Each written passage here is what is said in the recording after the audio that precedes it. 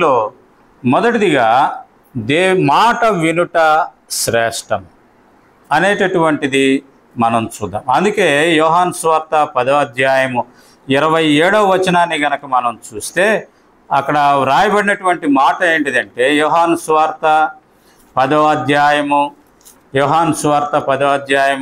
27వ వచనాన్ని గనక మనం గమనిస్తే అక్కడ వ్రాయబడినటువంటి మాట ఏంటిదంటే 10వ అధ్యాయము, నా గొర్రెలు నా స్వరము వినును, నేను వాటిని ఎరుగును, అవి నన్ను వెంబడి. కాబట్టి ఆయన స్వరాన్ని విని ఆయనను వెంబడించేవిగా ఉంటవి అనేది మనం చూస్తాం. అందుకే ఇదే యోహాను సువార్తలో 5వ అధ్యాయాన్ని గనక మనం గమనిస్తే 5వ అధ్యాయము యోహాను సువార్త 5వ అధ్యాయము 24వ వచనం, నా మాట విని నన్ను పంపిన వాని యందు విశ్వాసముంచువాడు నిత్య జీవము గలవాడు, వాడు తీర్పులోనికి రాక మరణములో నుండి జీవములోనికి దాటి ఉన్నాడని నిశ్చయముగా మీతో చెప్పుచున్నాను. కాబట్టి మాట వినటము ద్వారా, దేవుని మాట వినటము ద్వారా జీవంలోనికి మనం ప్రవేశించగలిగే వారంగా మనం ఉంచాం. కనుకనే ప్రియమైన సహోదరుడా, ప్రియమైన సహోదరి, ఈనాడు దేవుని మాట మనం వినేటటువంటి వారంగా మనం ఉన్నామా లేదా అనేది మనల్ని మనం పరిశీలన చేసుకోవాలనేది దేవుని యొక్క ఆశ. కాబట్టి మొదటి సమూయేలు గ్రంథము మనం చూస్తూ వచ్చాం. 15వ అధ్యాయంలో మనం చదువుతూ వచ్చాం 22వ వచనములో. కాబట్టి ఇక్కడ అంటా ఉన్నాడు, ఆలోచించుము, బలులు అర్పించుట కంటే ఆజ్ఞను గైకొనుటయు, పొటేళ్ల కొవ్వు అర్పించుట కంటే మాట వినుటయు శ్రేష్టము అనేది మనం అక్కడ చూస్తూ ఉన్నాం. ఎందుకు ఈ యొక్క సమూయేలు ప్రవక్త ఆ యొక్క సౌలుతో ఆ మాట పలకాల్సి వచ్చింది అంటే, మనం గనక చూస్తే మొదటిగా ఇక్కడ మనం గమనిస్తే గనక చూడండి, ఇక్కడ వ్రాయబడినటువంటి మాట చూడండి 17వ వచనములో, అందుకు సమూయేలు, నీ దృష్టికి నీవు అల్పుడగా ఉన్నప్పుడు ఇశ్రాయేలీల గోత్రములకు శిరస్సు అయితివి, యెహోవా నిన్ను ఇశ్రాయేలు మీద రాజుగా అభిషేకించను. కాబట్టి తన దృష్టికి తాను అల్పుడు అంటే ఈ యొక్క సౌలు ఎక్కడివాడు అంటే గనక మనం గమనిస్తే, ఈ యొక్క సౌలు అనేటటువంటి వాడు బెన్యామీను గోత్రీకుడు అనేటటువంటిది చూస్తాం. మనం ఇశ్రాయేలు యొక్క 12 గోత్రాల్లో కనుక మనం చూస్తే ఈ బెన్యామీను గోత్రం అనేటటువంటిది చివరి గోత్రంగా మనం చూస్తాం. చివరి గోత్రంగా రాహేలు తాను బెన్యామీను కంటూ తాను మరణించినట్లుగా మనం చూస్తాం. చివరి కుమారుడు యాకోబుకి ఇతడు అనేది మనం చూస్తాం. కాబట్టి బెన్యామీను గోత్రంలో మనము ఇతడు జన్మించినట్లుగా మనం చూస్తాం. అయితే ఈ యొక్క ఇశ్రాయేలు ప్రజలు ఈ యొక్క సౌలు కుమారుని సమూయేలు తర్వాత ఆ యొక్క రాజ్యము విభజించబడేదానికి ముందుగా మనం చూస్తాం. సమూయేలు దగ్గరే సమూయేలు వంటి సమూయేలు పిల్లలు కారు. సమూయేలు పిల్లలు వారు ఏం చేస్తూ వచ్చారంటే, ఆ యొక్క ధనాన్ని తీసుకొని న్యాయాన్ని త్రిప్పివేసేవారుగా ఉన్న కారణం చేత ఇశ్రాయేలు ప్రజలందరూ కూడా వచ్చి సమూయేలుతో అంటారు, అయా, లోక మర్యాద చొప్పున మాకు ఒక రాజును నియమించు. ఆ రీతిగా దేవుడు విచారించినప్పటికీ కూడా, సమూయేలు దుఃఖించినప్పటికీ కూడా ప్రభు అంటాడు, వారి ఇష్టం చొప్పున రాజును నియమించమన్నప్పుడు మనం ఇక్కడ చూస్తాం. లోక మర్యాద చొప్పున, వారి కోరిక చొప్పున దేవుడు ఈ యొక్క సౌలును రాజుగా ఎంపిక చేసినట్లుగా మనం చూస్తాం. అయితే ఈ సౌలును రాజుగా ఎంపిక చేసిన తర్వాత మనం 15వ అధ్యాయం 1వ వచనం గనక గమనిస్తే, ఒకానొక దినమున సమూయేలు సౌలును పిలిచి, యెహోవా ఇశ్రాయేలీయులకు తన జనుల మీద నిన్ను రాజుగా అభిషేకించుటకై నన్ను పంపెను, యెహోవా మాట వినుము అనేది మనం అక్కడ చూస్తాం. ఆ తర్వాత 2వ వచనం మనం గమనిస్తూ ఉన్నాం. సైన్యములకు అధిపతియగు యెహోవా సెలవిచ్చినదేమనగా, అమాలేకీయులు ఇశ్రాయేలుకు చేసినది నాకు జ్ఞాపకమే. వారు ఐగుప్తులో నుండి రాగానే అమాలేకీయులు వారికి విరోధులై మార్గమందు వారి మీదకి వచ్చారు. కాబట్టి అక్కడ చెప్తా ఉన్నటువంటి మాట ఏంటిదంటే, ఈ 3వ వచనం చివరిలో అంటాడు చూడండి, పురుషులనేమి, స్త్రీలనేమి, బాలులనేమి, పసిపిల్లలనేమి, ఎద్దులనేమి, గొర్రెలనేమి, ఒంటెలనేమి, గార్ధబములనేమి అన్నింటినీ హతము చేసి వారికి కలిగినదంతయు బొత్తిగా పాడు చేసి అమాలేకీయులను నిర్మూలము చేయమని చెప్పారు. కాబట్టి సమూయేలు ప్రవక్త సౌలు రాజును పిలిచి తాను చెప్తూ వచ్చాడు, ఇశ్రాయేలు ప్రజలు ఐగుప్తు నుండి బయలుదేరి వచ్చేటప్పుడు ఈ అమాలేకీయులు ఏ రీతిగా మరి దేవునికి విరోధంగా వారి హస్తాలు ఎత్తారో, లేదా దేవుని ప్రజలైనటువంటి మిమ్ములను ఏ రీతిగా వారు ఆటంకపరుస్తూ వచ్చారో, మీపైన యుద్ధం చేస్తూ వచ్చారో నాకు గుర్తుంది. కాబట్టి అమాలేకీయుల అందరినీ కూడా హతము చెయ్యి అంటూ అక్కడ ఏం చెప్పాడంటే, స్త్రీలనేమి, పిల్లలనేమి, పశువులనేమి సమస్తాన్ని కూడా అమాలేకీయులందరినీ కూడా హతము చేయము అని చెప్పేసని ఈ యొక్క సమూయేలు చెప్పినట్లుగా మనం చూస్తాం. ఆ రీతిగా సమూయేలు మరి తన యొక్క జనులను పోగు చేసుకొని ఆ యొక్క మరి అమాలేకీయుల మీదకి వెళ్ళి యుద్ధం చేసినట్లుగా మనం చూస్తాం. యుద్ధం చేసిన తర్వాత సమూయేలు ఆ రీతిగా సౌలు దగ్గరకు వచ్చాడు. సౌలు దగ్గరకు వచ్చినప్పుడు సౌలు చెప్పినటువంటి మాట ఏంటిది అంటే, చూడండి ఇక్కడ 13వ వచనంలో, తర్వాత అతడు సౌలు వద్దకు రాగా సౌలు, యెహోవా వలన నీకు ఆశీర్వాదము కలుగునుగాక, యెహోవా ఆజ్ఞలను నేను నెరవేర్చుతుననగా. కాబట్టి ఇక్కడ సమూయేలు వచ్చినప్పుడు సౌలు అంటా ఉన్నాడు, యుద్ధం అయిపోయిన తర్వాత సౌలు వచ్చాడు. సౌలు వచ్చినప్పుడు యెహోవా నిన్ను ఆశీర్వదించునుగాక అని చెప్తూ అంటాడు, నేను దేవుని మాటను నెరవేర్చాను, దేవుని యొక్క ఆజ్ఞను నేను నెరవేర్చాను అంటే ఇక్కడ అంటాడు సమూయేలు. అయితే ఇక్కడ మనం గమనిస్తూ ఉన్నాం చూడండి 14వ వచనంలో, సమూయేలు అలాగైతే నాకు వినబడుచున్న గొర్రెల అరుపులు, ఎడ్ల రంకెలను ఎక్కడివి అని అడుగగా. కాబట్టి మనం ఇక్కడ చూస్తాం అనేక పర్యాయాలు మనం మన జీవితాల్లో ఇలాగే ఉంటాం. మాట విన్నట్లుగా ఉంటాం, కానీ అనేక పర్యాయాలు చెప్పినది ఏదైతే చెప్పారో ఆ చెప్పినది చెప్పినట్లుగా చేయకుండా మన ఇష్టాన్ని చొప్పించి దానిని చేసి, ఎదిగో నువ్వు చెప్పిన పని నేను చేశాను అన్నట్లుగా ఉంటుంది. కాబట్టి ఇక్కడ సౌలు కూడా చేసినటువంటి పని అదే. సౌలుకి సమూయేలు చెప్పింది ఏంటంటే, అమాలేకీయులందరినీ, స్త్రీలని, పురుషులను అందరినీ, తర్వాత అక్కడ ఉన్నటువంటి పశు సంపద ఏదైనప్పటికీ కూడా సమస్తాన్ని చేయాల్సింది ఏంటంటే సమూలముగా నాశనము చేయమన్నాడు. అయితే ఇక్కడ సమూయేలు వచ్చినప్పుడు అతడు అన్న మాట ఏంటిదంటే, నీవు దేవుని మాట విన్నాను, దేవుని ఆజ్ఞ నెరవేర్చనంటా ఉన్నావు, కానీ ఇక్కడ నాకు వినబడతా ఉన్నటువంటి గొర్రెల అరుపులు, ఎడ్ల రంకెలు ఎక్కడివి. దానికి ముందుగా గనక మనం గమనిస్తే 10వ వచనంలో మనం చూద్దాం. అప్పుడు యెహోవా వాక్కు సమూయేలుకు ప్రత్యక్షమై ఇలాగు సెలవిచ్చెను, సౌలు నన్ను అనుసరింపక వెనుక తీసి నా ఆజ్ఞలను గైకొనకపోయాను గనక అతనిని రాజుగా చేసినందుకు నేను పశ్చాత్తాప పడుచున్నాను అని చెప్పాను.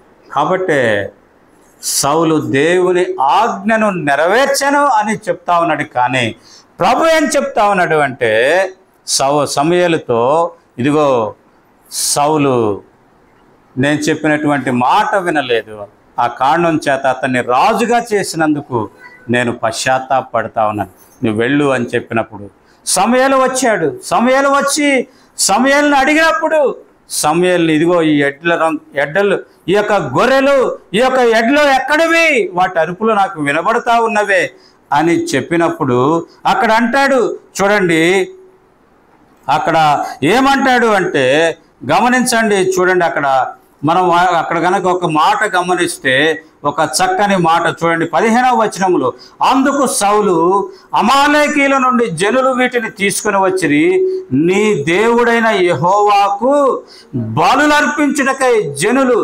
గొర్రెలలోను ఎడ్లలోను మంచి వాటిని ఉండనిచ్చిరి, మిగిలిన వాటన్నిటినీ మేము నిర్మూలము చేసితిమే అనుగా. దేవుడు చెప్పింది ఏంటండి?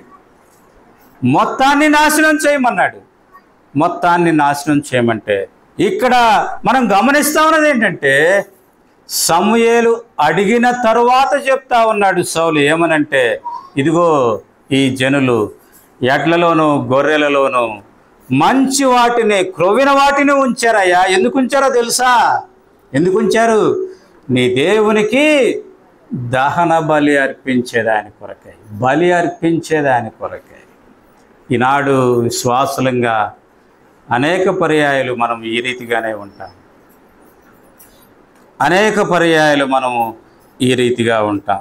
ఇవి ఏంటి అనేది మనం గమనిస్తే చూడండి 21వ వచనంలో, అయితే గిల్గాలులో నీ దేవుడైన యెహోవాకు బలి అర్పించుటకై జనులు శపితములకు గొర్రెలలోను ఎడ్లలోను ముఖ్యమైన వాటిని తీసుకుని వచ్చితరని చెప్పు. ఏమంటవి? ఆ మంచివి దేవుని దృష్టిలో అవేంటి అంటే శపితములైనవి, శపితములైనవి. కనుక ప్రియమైన సహోదరుడా, ప్రియమైన సహోదరి, అనేక పర్యాయాలు మన జీవితాలు ఇలాగే ఉంటాయి. శపితమైనటువంటి వాటిని దేవునికి ఏం చేస్తారంట? బలిగా అర్పిస్తారంట, బలిగా అర్పిస్తారంట. ఎంత విచారకరం అండి, ఎంత విచారకరం. మనుషులకు అవి మంచిగా కనబడవచ్చు కానీ అవి దేవుని దృష్టిలో శపించబడినటువంటివి, శపితమైనది ఏదే కానీ దేవుని మందిరములో ప్రవేశించేదానికి యోగ్యము కాదు అనేది మనం గమనిస్తాం. కనుక అనేక పర్యాయాలు మన జీవితాల్లోనూ ఇలాగే ఉంటాం. శపితమైనటువంటి వాటిని దేవునికి అర్పించే వారంగా మనం ఉంటాం. అనేక పర్యాయాలు ఈ కానుకలు లెక్కిస్తూ ఉంటాం. ఆదివారం కానుకలు లెక్కిస్తూ ఉన్నప్పుడు విచారకరం ఏంటిది అంటే, ఆ కానుకల్లో ఏ వస్తూ ఉంటాయి అంటే, ఏ వస్తాయండి? చినిగిపోయినవి, పనికిరానివి కదా, మనకి పనికిరావు. కొట్టు దగ్గరికి వెళ్ళి నూనె కొనుక్కోవటానికి పనికిరాదు, కొట్టువాడు తీసుకోడు కదా. అలా తీసుకున్నటువంటి వాటిని తీసుకొని వచ్చి ఎక్కడా పనికిరానివన్నీ ఏమవుతాయి? మందిరంలో వేస్తాం. ఎంత విచారం అండి, ఎంత విచారం. బయట నీకు పనికిరావు, ఆ కిరాణా దుకాణం వాడికి పనికిరాదు, కానీ దేవునికి పనికి వస్తుందా? అనేక పర్యాయాలు మన జీవితాల్లో అలాగే ఉంటాయి. ఈ మధ్య కాలంలో ఒక సహోదరి వాళ్ళ ఇల్లు దులిపిందంట. దులిపితే మొచ్చు మీద పాతయి, సత్తుయి, వాడకుండా కొన్ని సంవత్సరాలు ఉంచిన వస్తువులు బయటపడ్డాయంట. అరే ఇవన్నీ వస్తువులు ఇక్కడ ఉన్నాయే, మనం వీటిని వాడటం లేదు, వీటిని తీసుకెళ్ళి మందిరంలో ఇచ్చేయండి. ఏం చేయాలా? మందిరం అంటే నీవు వాడవు, నువ్వు వాడుకోవటానికి నువ్వు ఇష్టపడినటువంటివి, నీవు ఉపయోగించుకోనటువంటివి తీసుకొచ్చి దేవుని మందిరములో. ఎంత విచారం అండి, ఎంత విచారం. కనుకనే ఇక్కడ సౌలు అంటా ఉన్నాడు, శపితమైనటువంటివి, అమాలేకీలు శపించబడినటువంటి వారు. కారణం ఏంటిది అంటే, దేవుని మీదకే వారి హస్తాన్ని ఎత్తినటువంటి వారు, దేవుని ప్రజల పైన వారు యుద్ధం చేసినటువంటి వారు, వారు శపించబడినటువంటి వారని దేవుడు చెప్తే, వాటిలో బలిసిన వంట, క్రొవ్విన వంట, మంచి వంట, శపించబడిన వాటిలో మంచి ఉంటాయండి దేవుని దృష్టికి. అనేక పర్యాయాలు మన జీవితాలు అలా ఉంటాయి. కనుకనే ప్రియమైన సహోదరుడా, ప్రియమైన సహోదరి, అనేక పర్యాయాలు మనం కూడా అలాగే ఉంటాం. దేవుని మందిరానికి వస్తాం, దేవుని మందిరానికి వచ్చి దేవుని సన్నిధిలో ఆరాధన చేస్తాం, దేవుని సన్నిధిలో ఆరాధన చేసి ప్రభు వల్ల కూడా చేయి వేస్తాం.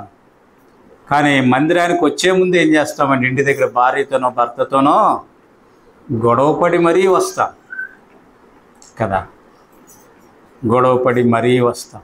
కానీ ఇక్కడికి వచ్చేటప్పటికి కదా అండి. కనుక ప్రియమైన సహోదరుడా, ప్రియమైన సహోదరి, అందుకే సమూయేలు అంటా ఉన్నాడు, దేవుని మాట వినటం శ్రేష్టం. కాబట్టి ఇక్కడ అడుగుతా ఉన్నాడు, శపితమైనటువంటివి దేవుని మందిరములో, దేవుని సన్నిధిలో దేవునికి బలి అర్పించడానికై నీ జనులు తీసుకొచ్చారయ్యా. నీ జనులు తీసుకొచ్చారు అంటే నీ అనుమతి లేకుండా తీసుకొచ్చారా? రాజుగా నీ అనుమతి లేకుండా తీసుకొని వచ్చారా? కనుక ప్రియమైన సహోదరుడా, ప్రియమైన సహోదరి, అనేక పర్యాయాలు బ్రదర్ నాకు తెలియదు బ్రదర్, వాళ్ళు ఏదో పిల్లలేదో చేశారు, లేదు సిస్టర్ చేసింది బ్రదర్, నాకు తెలియదు అసలు. అనేక పర్యాయాలు మనము ఆ రీతిగా ఉంటాం. కనుక ప్రియమైన సహోదరుడా, ప్రియమైన సహోదరి, దేవుని మాట వినటం శ్రేష్టం. దేవుని మాట వినని కారణం చేత అనేక పర్యాయాలు మనం నష్టపోయే వారంగా మనం ఉంటాం. అందుకే దేవుని మాట వినని కారణం చేతనే యోనా సముద్ర గర్భంలోనికి ప్రవేశించాల్సి వచ్చింది, మరణపు అంచులు చూడాల్సి వచ్చింది. కనుక ప్రియమైన సహోదరుడా, ప్రియమైన సహోదరి, దేవుని మాట వినటం శ్రేష్టం. దేవుని మాట విన్న కారణం చేత యాకోబు దేవుని మందిరము ప్రత్యక్షత పొందగలుగుతూ వచ్చాడు. ఆ రీతిగా ఇశ్రాయేలు యొక్క గోత్రాల కర్తలకు తండ్రి కాగలుగుతూ వచ్చాడు. కనుకనే ప్రియమైన సహోదరుడా, ప్రియమైన సహోదరి, ఈనాడు ఏ రీతిగా మన జీవితాలు ఉంటా ఉన్నాయి? శపితమైనటువంటివి, అవి హృదయంలో ఉన్నా సరే లేదా క్రియల రూపముగానైనా సరే, ఒకవేళ దేవుని మందిరానికి తీసుకుని వస్తా ఉన్నావేమో జాగ్రత్త సుమా. దేవుని మాట వినటం శ్రేష్టం. దేవుని మాట అవి ఎలాంటివైనా సరే, ఎంత మంచివైనా సరే, శపించబడినవి అంటే శపించబడినది అనేదే మనం అర్థం చేసుకోవాలి.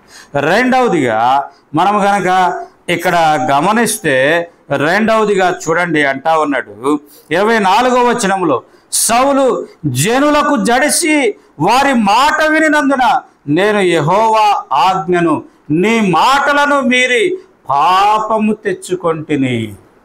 ఏమంటా ఉన్నాడు? నేను పాపం తెచ్చుకున్నానయ్యా, నేను పాపం తెచ్చుకున్నా. ఎందుకు? ఇదిగో ఈ జనులకు దడిశానయ్యా. జనులకు దడిశావా? జనులకు దడిసేవాడివి నువ్వు రాజుగా ఎందుకు? నువ్వు రాజుగా పనికొస్తావా? దేవుని మాట వినాలా? జనుల మాట వినాలా? జనులకు దడిసి అంటా ఉన్నాడు, జనులకు దడిసి. అందుకే రండి చూద్దాం, అపోస్తలుల కార్యాల్లో కనుక మనం చూస్తే అక్కడ ఒక మాట మనం గమనించగలం. అపోస్తలుల కార్యాలు రండి చూద్దాం. అపోస్తలుల కార్యాలు మనం గనక గమనిస్తే చూడండి, 24వ అధ్యాయము, అపోస్తలుల కార్యాలు 24వ అధ్యాయము 27వ వచనంలో, 2 సంవత్సరములైన తరువాత ఫెలిక్సుకు ప్రతిగా ఫోర్కియు ఫేస్తు వచ్చెను. అప్పుడు ఫెలిక్స్ యూదుల చేత మంచివాడని అనిపించుకొనవలెనని కోరి పౌలును బంధకములలోనే విడిచి పెట్టి. పౌలు మీద మనం చదువుతాం అంతకు ముందుగా, ఇతడు మరణానికి తగినటువంటి కారణమేదీ లేదు, బంధకాల్లో ఉంచడానికి తగిన కారణమేదీ లేదు అని అంటూ ఇక్కడ మనం గమనిస్తాం. 26వ వచనం కనుక గమనిస్తే, తరువాత పౌలు వలన తనకు ద్రవ్యము దొరుకునని ఆశించి అతడు ఏం చేశాడంటే మాటి మాటికి పిలిచి పౌలుని విచారిస్తూ వచ్చాడు. తన సమయం అయిపోయింది, తనకు ట్రాన్స్ఫర్ అయింది. ట్రాన్స్ఫర్ అయ్యేటప్పుడు తను ఏం చేయాలా? విడిచిపెట్టి వెళ్ళాలి. కానీ అతడు ఏం చేశాడు? వాళ్ళ మంచోడిని అనిపించుకోవాలని కదా. అనేక పర్యాయాలు మనం అలాగే ఉంటాం, అనేక పర్యాయాలు మనం అలాగే ఉంటాం. సౌలు వలె జనులకు దడిచాడంట. ఎంత విచిత్రమైన మాట అండి. ఎంత విచిత్రమైన మాట కదా. ఇక్కడ మనం చూస్తూ ఉంది, వాళ్ళ వలన ఏంటంట, మంచోడు అనిపించుకోవాలంట, మంచివాడు అనిపించుకోవాలి. అనేక పర్యాయాలు మన జీవితంలో మనం ఇటువంటి వాటికి విలువిస్తాం తప్ప దేవుని దృష్టిలో దేవుడు ఏమనుకుంటా ఉన్నాడు అనేటటువంటిది మనం ఆలోచనే చేయం. దేవుని ఇష్టం ఏంటి, దేవుని చిత్తం ఏంటి, దేవుని ఉద్దేశం ఏంటి అనేది మనం అనేక పర్యాయాలు స్పష్టంగా గమనించినప్పటికీ, గ్రహించినప్పటికీ కూడా వాటి నుండి వైదొలగి మన స్నేహితులు చెప్పారనో, మన పొరుగువారు చెప్పారనో, ఇతరులు చెప్పారనో కదండి. రాజ్యం ఎందుకు రెండుగా విడిపోయిందండి? ఇశ్రాయేల్ రాజ్యం ఎందుకు విడిపోయిందండి? ఇశ్రాయేలీల రాజ్యము రెండుగా విడిపోవటానికి కారణం ఏంటి? రండి చూద్దాం. చూడండి,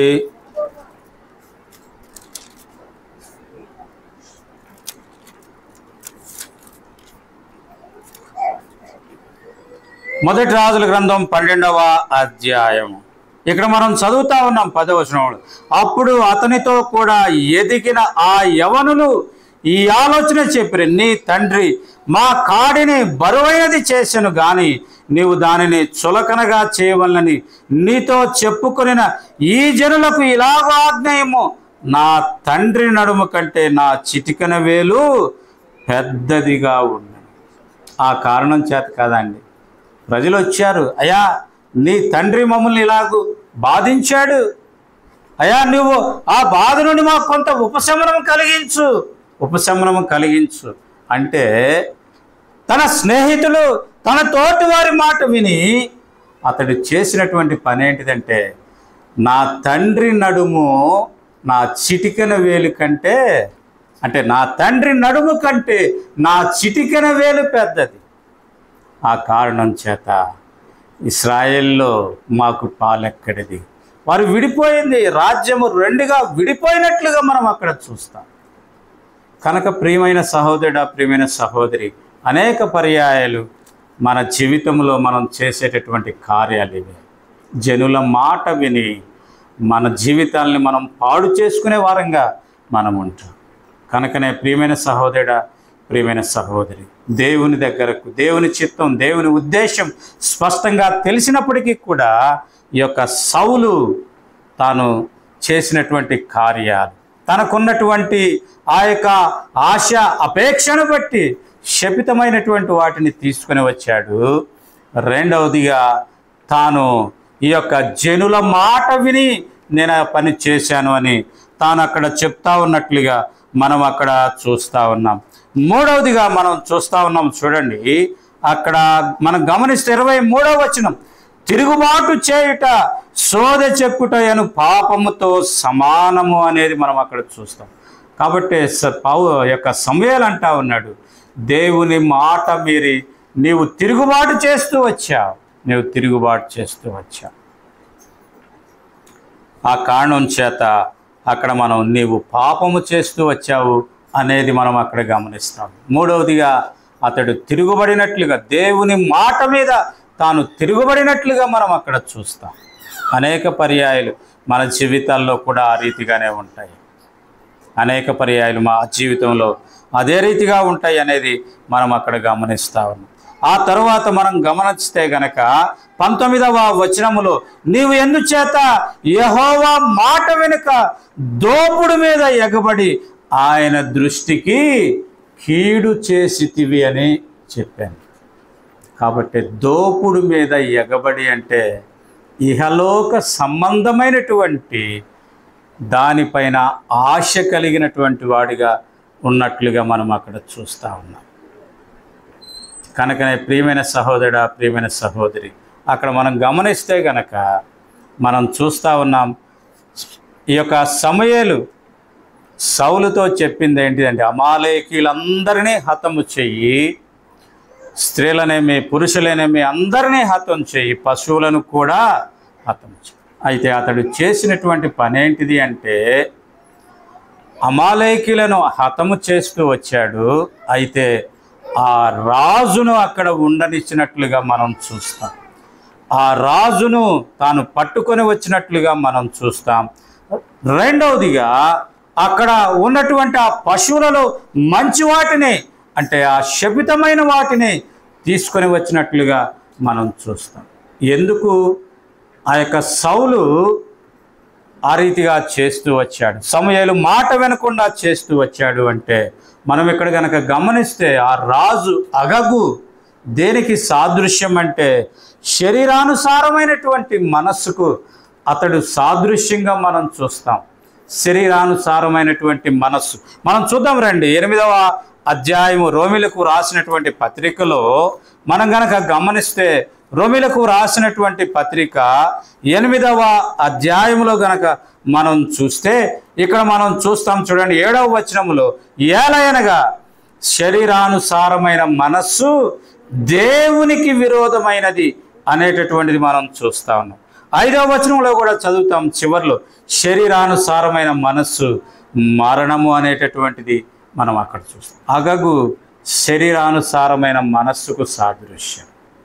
రెండవదిగా అమాలేకీయులను ఎందుకు చంపమన్నాడు అంటే, వారు శరీరానుసారమైనటువంటి స్వభావానికి సాదృశ్యంగా ఉన్నారు. వారు శరీరానుసారమైన స్వభావానికి వారు సాదృశ్యంగా ఉన్నారు. అందుకే ఈ రోమీలకు రాసినటువంటి పత్రికలోనే చూస్తే 8వ అధ్యాయము 8వ వచనములో, కాగా శరీర స్వభావము గల వారు దేవునిని సంతోషపరచాలి. మూడవదిగా అక్కడ ఉన్నటువంటి ఆ పశువులు అవన్నీ కూడా దేనికి సాదృశ్యం అంటే శరీరానుసారమైనటువంటి క్రియలకు సాదృశ్యం. శరీరానుసారమైన క్రియలు. ఆ కారణం చేతనే శరీరానుసారమైన మనస్సు, శరీరానుసారమైన స్వభావం, శరీరానుసారమైన క్రియలు కలిగినటువంటి ఆ అమాలేకీయులు దేవునికి విరోధముగా వారి హస్తం ఎత్తినట్లుగా మనం చూస్తాం. కాబట్టే ఈనాడు దేవుని సంఘాల్లో, దేవుని ప్రజల్లో కూడా అనేకులటువంటి వారుగా ఉంటా ఉన్నారు. పేరుకు పైకై దేవుని బిళ్ళగా పిలువబడతా ఉన్నారే కానీ దేవుని మందిరంలో శరీరం ప్రవేశించింది, దేవుని మందిరాల్లో శరీరం ప్రవేశించింది. కనుకనే ఈనాడు మందిరాల్లో ఎక్కడ చూసినా ఇలాంటి సమస్యలకు కారణం అదే. ఈనాడు సంఘాల్లో సమస్యలే. వారం గడిస్తే వచ్చే వారం ఎలా ఉంటుందో, వచ్చే వారం ఏమవుతుందో అనేటటువంటి పరిస్థితుల్లో ఈనాడు ఉంటా ఉంది. కారణం ఏంటంటే శరీరము దేవుని మందిరంలో ప్రవేశించి, దైవజనుడు భక్త్ సింగ్ గారు తాను బ్రతికున్నంత కాలం ఆ దైవజనుని ముఖంతో, ఆ దైవజనుని మాటతో నడిచినటువంటి సంఘాలు, దైవజనుడు పడక మీద ఉన్నప్పటికీ కూడా దైవజనుడు ఉన్నాడు అనేటువంటి భయం కలిగి నడిచినటువంటి సంఘాలు దైవజనుడు మహిమలోనికి తీసుకొని పోబడిన తర్వాత ఎంత భ్రష్టత్వం సంఘాల్లో కదండి, ఎంత భ్రష్టత్వం. కోర్టు కేసులని ఇష్టానుసారమైనటువంటిది, ఇష్టానుసారమైన క్రియలు, శరీరానుసారమైనటువంటి క్రియలు దేవుని సంఘంలో ప్రవేశించిన కారణం ఏంటిది అంటే దేవుని మాట వినని కారణం చేత, దోపుడు పైన మనస్సు ఉంచిన కారణం చేత, శపితమైన వాటి మీద మనస్సు ఉంచిన కారణం చేత ఈనాడు సంఘాలు పాడైపోతూ ఉన్నట్లుగా మనం చూస్తూ ఉన్నాం. కనుక ప్రియమైన సహోదరుడా, ప్రియమైన సహోదరి, దేవుని మందిరానికి వస్తూ ఉన్నాం, దేవుణ్ణి ఆరాధిస్తూ ఉన్నాం, మంచిదే. అయితే శరీరానుసారమైన మనస్సు, శరీరానుసారమైన స్వభావం, శరీరానుసారమైనటువంటి క్రియలు విడిచిన వారంగా మనం ఉన్నామా? లేకపోతే సౌలు వలె దోపుడు సొమ్ము మీద మనస్సు ఉంచి, శపితమైన వాటి మీద మనస్సు ఉంచినటువంటి వారంగా మనం ఉంటా ఉన్నామా? 5వదిగా మనం గమనిస్తే గనక 23వ వచనంలో, మొదటి సమూయేలు గ్రంథం 15వ అధ్యాయం 23వ వచనంలో మనం గమనిస్తూ ఉన్నాం. తిరుగుబాటు చేయుట సోది చెప్పుటను పాపముతో సమానము, మూర్ఖతను అగపరుచుట మాయా విగ్రహము, గృహదేవతలను పూజించుటతో సమానము. యెహోవా ఆజ్ఞను నీవు విసర్జించితివి గనక నీవు రాజుగా ఉండకుండా ఆయన నిన్ను విసర్జించెననగా. మూర్ఖముగా ప్రవర్తించటం అనేటటువంటిది ఏమంటా ఉన్నానంటే మాయా విగ్రహాలు గృహదేవతలను పూజించుటతో సమానం కదండి. గృహదేవతలు అనగానే ఎవరు గుర్తించారు? మీకు ఎవరైనా గుర్తొచ్చారా? ఎవరు ఎవరు రాహేలు గుర్తొచ్చింది కదండి. తన తండ్రి ఇంటి నుంచి గృహదేవతలను దొంగిలించింది. తండ్రి వచ్చి అన్ని పరిశీలన చేస్తూ ఉన్నాడు. యాకోబుతో గొడవపడుతూ వచ్చాడు. సరే నువ్వు వెళ్ళావు, నాకు చెప్పి వెళ్ళొచ్చు కదా. సరే వెళ్ళావు, నా దేవతలను నువ్వు వెళ్ళి దొంగతనం చేశావు అంటే యాకోబుకు తెలియదు. యాకోబు అంటా ఉన్నాడు, నాకు తెలియదే. దేవులాడుతూ వచ్చాడు. రాహేలు ఆ గృహదేవతలు ఒక మూటను కట్టి దాని మీద కూర్చుంది. తండ్రి వస్తే నాయనా నేను కడగా ఉన్నా, దాటిపోయాడు. ఆ కారణం చేత తాను మరణాన్ని పొందాల్సిన స్థితి ఏర్పడుతూ వచ్చింది.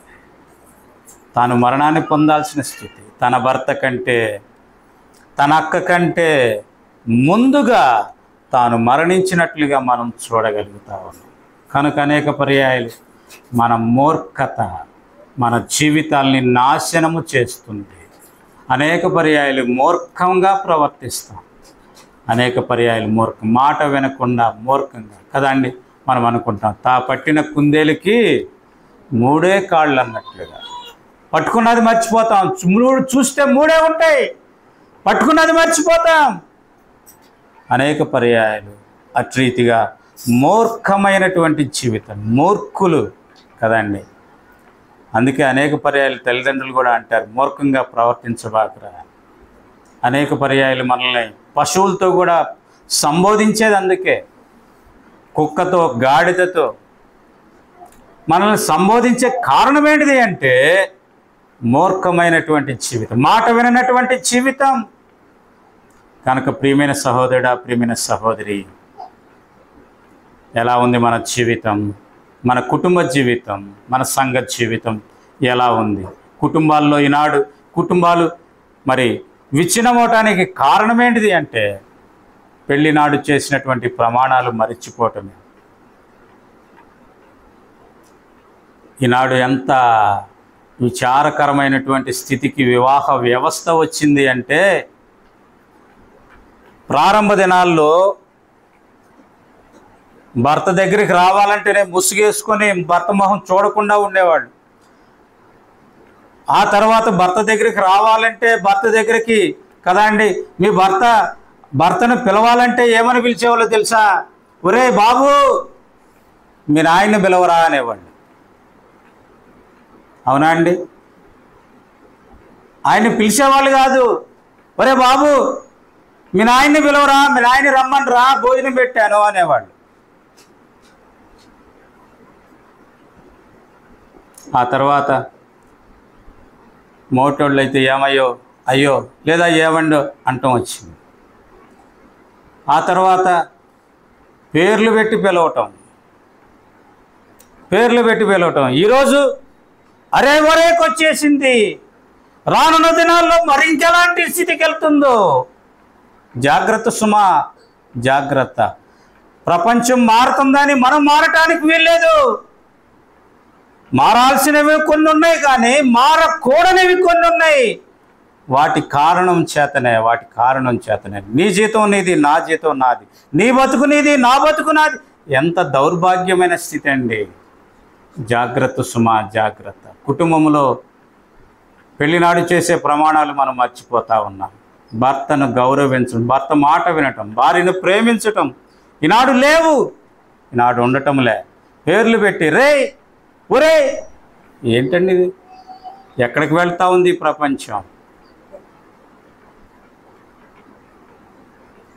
కనుకనే జాగ్రత్త సుమా, జాగ్రత్త. కాబట్టి 5వదిగా మనం చూస్తూ ఉన్నాం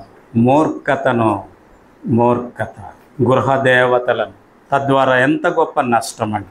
ఇన్ని చేసినప్పటికీ కూడా ఇవన్నీ అని కూడా ఇక్కడ అంటాడు, మీరి పాపము తెచ్చుకున్నాను 24వ వచనములు అని కూడా అంటాడు. ఇక్కడ రండి చూడండి, ఇక్కడ మనం గమనిస్తా ఉన్నాం 30వ వచనంకి వచ్చేటప్పుడు, అందుకు సౌలు నేను పాపము చేసి తిని అయినను నా జనుల ఎదుట నా జనుల పెద్దల ఎదుటను ఇశ్రాయేలు ఎదుటను నన్ను గణపరచి యెహోవాను మొక్కుటకై నేను పోగా నాతో కూడా తిరిగి రమ్మని అతనిని వేడుకొనెను. ఏమంటున్నాడండి? నేను పాపం చేశా, అయినా సరే ఏమంటున్నాడు?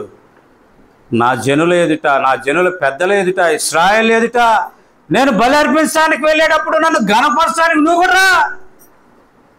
నువ్వు రాకపోతే నాకు ఘనత ఉండదయ్యా, నువ్వు కూడా రా అని అతని వస్త్రాన్ని పట్టుకున్నప్పుడు అది చినిగిపోయినట్లుగా మనం చూస్తాం. పై వచనాల్లో అది చినిగిపోయినట్లుగా మనం చూస్తాం. కనుక ప్రియమైన సహోదరుడా, ప్రియమైన సహోదరి, ఈనాడు ఎలా ఉంది అంటే, మనం ఏమైనా చేయండి కానీ మనకేం కావాలా? ఫుల్ ఫిట్ కావాలా కదండి. మనం ఏమైనా చేయండి, మనకి మాత్రం ఫుల్ ఫిట్ కావాలి. ఈనాడు సంఘాల్లో సమస్యలకు అదే కారణం. ఆరాధన చేయడు, సమయానికి రారు, పాటలు పాడటం రాదు, వాక్యం చదవటం రాదు, ఏమీ రాదు, అయినా స్టేజ్ ఎక్కాల.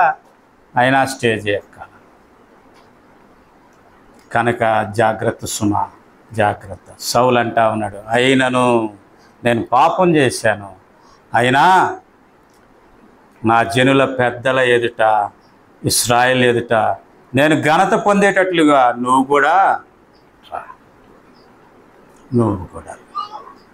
కనుకనే ప్రియమైన సహోదరుడా, ప్రియమైన సహోదరి, అనేక పర్యాయాలు మన జీవితాల్లో పశ్చాత్తాపం లేకపోగా ప్రభువుని దుఃఖపరిచే వారంగా మనం ఉంటా ఉన్నాం. ఆ కారణం చేతనే దేవుడు మొట్టమొదటి రాజుగా నియమించినటువంటి ఆ యొక్క సౌలును రాజుగా ఉండటానికి తృణీకరించినట్లుగా, రాజుగా చేసినందుకు తాను పశ్చాత్తాపపడినట్లుగా మనం చూస్తా ఉన్నాం. అంత మాత్రమే కాకుండా సమూయేలు చూడండి, ఇక్కడ మనం చూస్తాం 16వ అధ్యాయం 1వ వచనం, అంతటా యెహోవా సమూయేలుతో ఇలాగు సెలవిచ్చాను, ఇశ్రాయేలు మీద రాజుగా ఉండకుండా నేను విసర్జించిన సౌలును గూర్చి నీవెంత కాలము దుఃఖింతువు. కనుకనే దేవుడు పశ్చాత్తాపడ్డాడు, సమూయేలు దుఃఖిస్తూ వచ్చాడు. ఈనాడు నా జీవితాలు ఎలా ఉన్నాయి? దేవునిని సంతోషపరిచేవిగా ఉన్నాయా? నీ తల్లిదండ్రులను సంతోషపరిచేవిగా ఉన్నాయా? నీ భార్యను సంతోషపరిచేదిగా ఉందా? నీ భర్తను సంతోషపరిచేదిగా ఉందా?